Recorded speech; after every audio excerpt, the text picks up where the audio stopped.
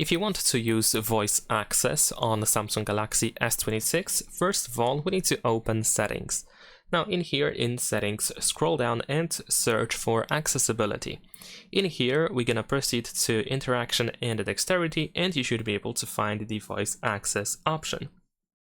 So we can just simply tap on the switcher to turn it on. We need to allow voice access to have full control of our device.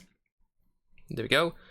Also, we need to download the app in order to be able to use it. In my case, I have to do so. In your case, it might be already downloaded. Alright, and now let's tap on continue. We need to agree to, well, we don't actually have to agree to help improve voiceover and other apps. And we don't have to use notifications to alert about changes to the app. But of course, in my case, I'm gonna actually allow so, and this might be quite informative, of course. Now over here, we have a couple of ways to activate voice access. I recommend you to read these instructions so you actually know how to activate voice access. So you can tap on the voice access notification, and the notification tray that's going to be here. Also, you can activate with Google Assistant or Gemini if you say, hey Google, start voice access. And also you can add the floating toggle button. So we can add this start listening button in here, and this is the button that I'm talking about. So you can tap on that in order to activate voice access. Now over here we have a tutorial, so you can go through that in order to, well, if you want to fully understand how to use voice access.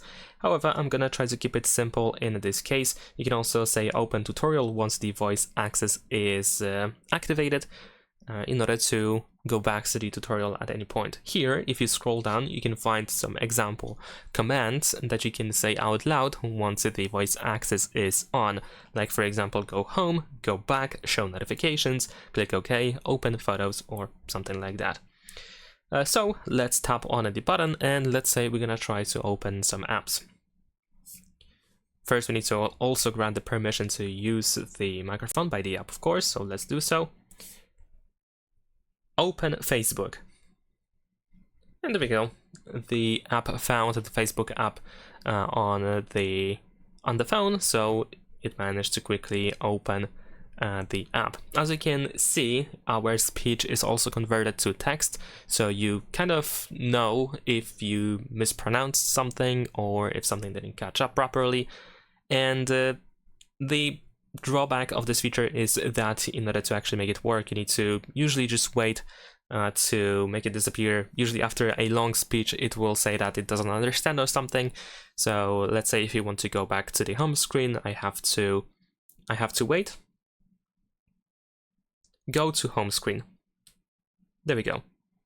So this is how it works. So usually here we have the feedback, which of course will show you if the command was read or listened or caught successfully, and that is pretty much it. Now if you want to turn it off, you can of course just tap on the notification. I think this is the easiest way to do so.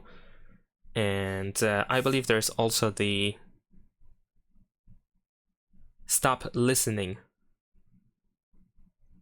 Stop listening. There we go. You can also say that. Yeah, this is what I'm trying to say. I just waited for the command to go away to give me the feedback that it didn't catch up because I was saying things out loud.